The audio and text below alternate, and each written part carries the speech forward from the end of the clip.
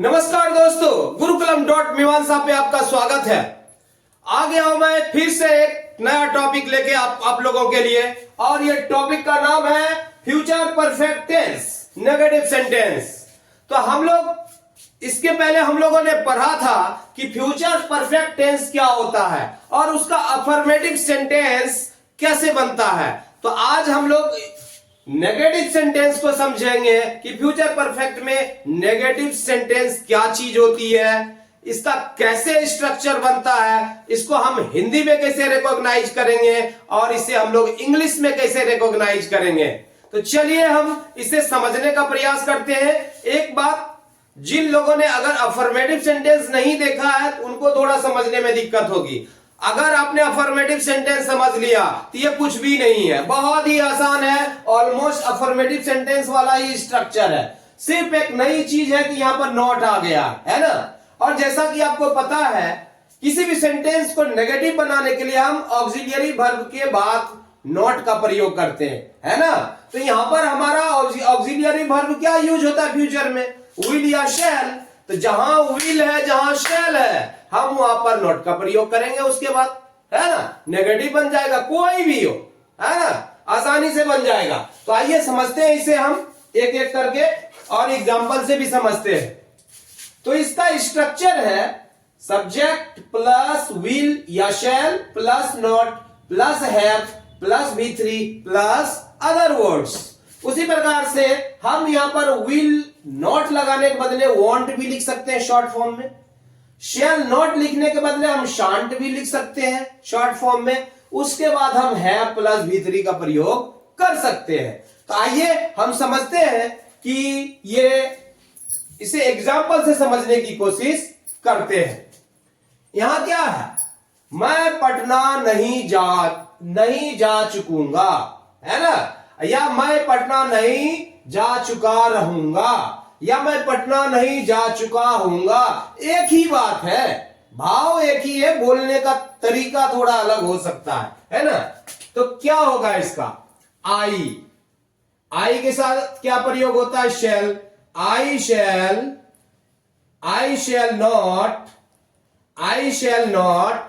उसके बाद क्या है, मैं पटना नहीं जा चुकूंगा, I shall not have gone.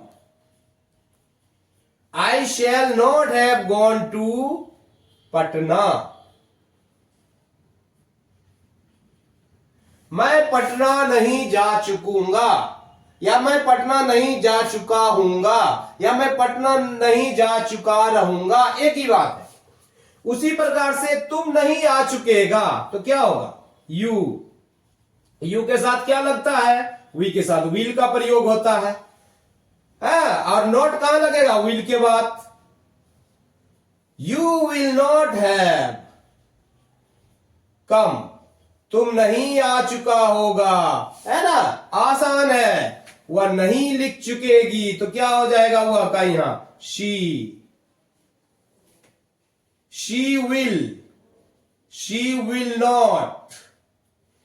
Will not have written. वह नहीं लिख चुकेगी है, स्त्रीलिंग है, तो हमें यहां पर शी का प्रयोग करना पड़ा। She will not have written, आसान है। वह नहीं हंस चुकेगा, तो क्या हो जाएगा, ही के साथ भी विल का प्रयोग होता है। ही विल नॉट हैव, नहीं, यहां हैव में लिख दिया, नॉट लगना विल के बाद ही। ही विल नॉट हैव क्या है, हंस चुकेगा, लाफ्ड। वह नहीं हंस चुकेगा, आसान है। राधा नहीं नाच चुकेगी, तो क्या हो जाएगा, राधा के साथ क्या लगता है, will. Radha will not have danced, क्या हो जाएगा, डांस्ड। राधा नहीं नाच चुकी होगी। अब देखो यहां कि मेरे आने से पहले वह नहीं जा चुकेगा। अगर आप मैंने क्या बोला, अफर्मेटिव सेंटेंस आप देखो, अफर्मेटिव सेंटेंस में मैंने बताया है कि फ्यूचर परफेक्ट टेंस का प्रयोग कहां कहां होता है। ये क्या, मेरे आने से पहले वह नहीं जा चुकेगा। जिस प्रकार से पास्ट परफेक्ट बनता है कि मेरे आने से पहले, डॉक्टर आने से पहले रोगी मर चुका था, है ना। कुछ इस तरह का जो दो भर वाले सेंटेंस होते हैं वहां पर पास्ट परफेक्ट का प्रयोग होता है। यहां पर भी हम इस तरीके से प्रयोग कर सकते हैं। फ्यूचर टेंस, फ्यूचर परफेक्ट क्या है कि भविष्य में कोई कार्य संपन्न होने की बात हो रही है ना। तो वही बात है कि उसके आने से पहले वह नहीं जा चुकेगा। इसमें दो पार्ट है, दो वर्ब है, जाना और आना। पहले कौन घटित हुआ है, नहीं जा चुकेगा की बात कर रहा है ना। तो हम यहां से शुरू करेंगे। अगर ये पॉजिटिव होता, अफर्मेटिव होता तो क्या था, मेरे आने से पहले वह जा चुकेगा, है ना। तो नॉट इसी के साथ लगेगा तो क्या हो जाएगा, वह नहीं जा चुकेगा तो क्या हो जाएगा, he will not have gone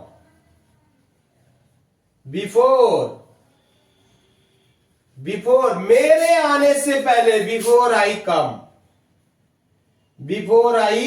कम। मैंने बताया था अफर्मेटिव में कि अगर इस तरह का दो भर वाला से अगर हो सेंटेंस तो हम एक में फ्यूचर परफेक्ट का प्रयोग करते हैं और बिफोर और ये सब के आने वाला जो इसके बाद जो आएगा उसमें हम किसका प्रयोग करते हैं, प्रेजेंट इंडेफिनिट का प्रयोग करते हैं। इसमें कंफ्यूज नहीं होना है ना। तो अगर वो क्लियर है तो पता है कि जहां पर फ्यूचर परफेक्ट है यहां पर, तो यहां पर विल के बाद हम लगा देंगे नॉट, आसानी से बन गया, है ना। उसके बाद है उसके जाने से पहले मोहन नहीं खा चुकेगा। तो मोहन नहीं खा चुकेगा का पहले बनेगा मोहन विल नॉट हैव, उसके जाने से मोहन नहीं खा चुके, मोहन विल नॉट हैव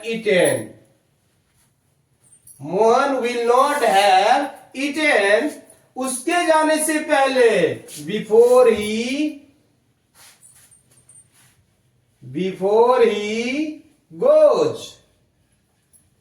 यहां पर क्या, मोहन नहीं खा चुकेगा, Mohan will not have eaten before he goes. हमने गोज क्यों लगाया, ये प्रेजेंट इंडेफिनिट में हम इसका प्रयोग कर रहे हैं, उसके जाने की बात जो है, तो he goes.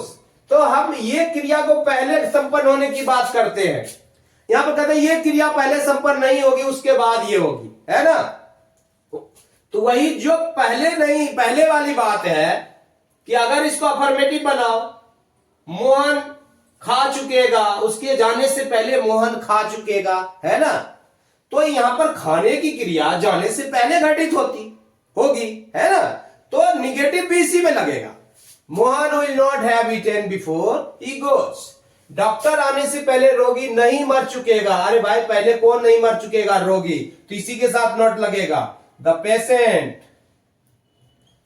Patient will not have died, the patient will not have died before the doctor before the doctor comes. ये प्रेजेंट इंडेफिनिट हो गया, ये थर्ड पर्सन है इसलिए एस लग गया इसके वर्ब के साथ।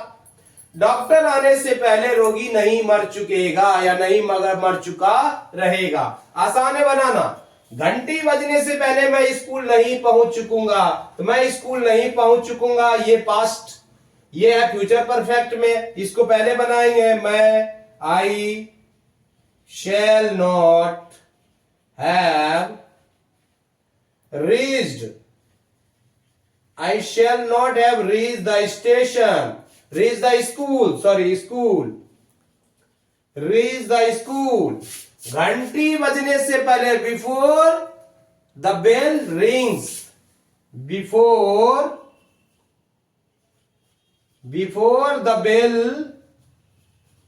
the bell rings, घंटी बजने से पहले मैं स्कूल नहीं पहुंच चुकूंगा।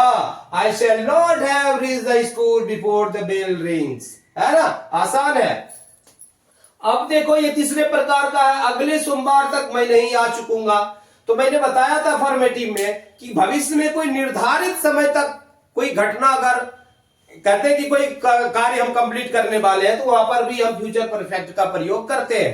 तो यहां पर क्या अगले सोमवार तक, मैं यहां पर नेगेटिव में है वही बात है ना, मैं अगले सोमवार तक मैं नहीं आ चुकूंगा, तो ये क्या है, फ्यूचर परफेक्ट में है। तो क्या हो जाएगा, आई शैल नॉट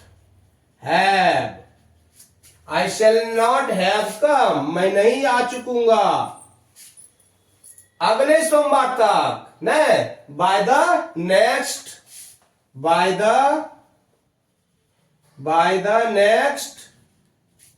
मंडे,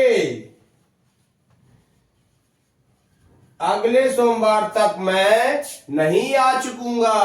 आसान है, I shall not have come by the next Monday.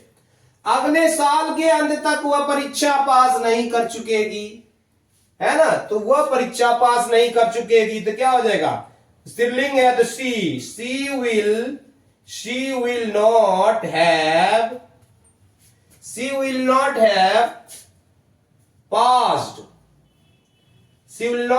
passed the examination,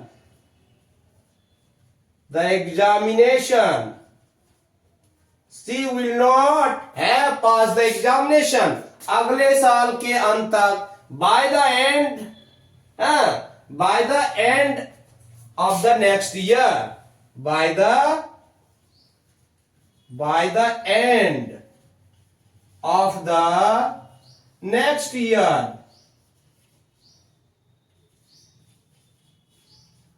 अगले साल के अंत तक, by the end of the next year, she will not have passed the examination by the end of the next year, अगले साल के अंत तक वह परीक्षा पास नहीं कर चुकेगी। तो बहुत ही आसान है ये नेगेटिव सेंटेंस समझना। मैं इसको जानबूझ के एक सेपरेट वीडियो लाया ताकि एक्सप्लेनेशन ज्यादा हो जाता। अगर अफर्मेटिव के साथ मैं नेगेटिव को भी बनाता, बहुत लंबा लंबा वीडियो बनता, बच्चे बोर हो जाते।